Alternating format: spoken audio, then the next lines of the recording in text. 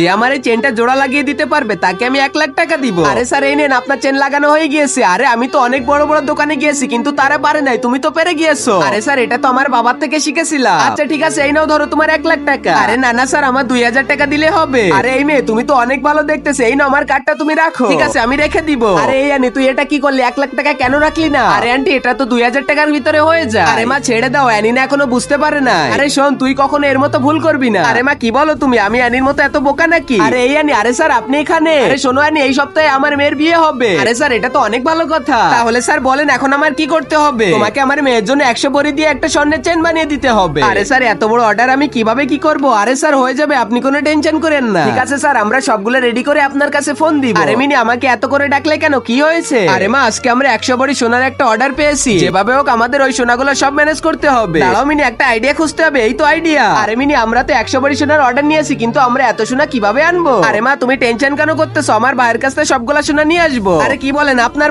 ভাই তো স্বর্ণের ভিতরে তামা ঢুকিয়ে বিক্রি করে। আগে মহান আল্লাহকে তুমি ভালোবাসলে লাইক এন্ড সাবস্ক্রাইব করে দাও, আর পার্ট 2 দেখতে চাইলে অবশ্যই কমেন্টে পার্ট 2 লিখো।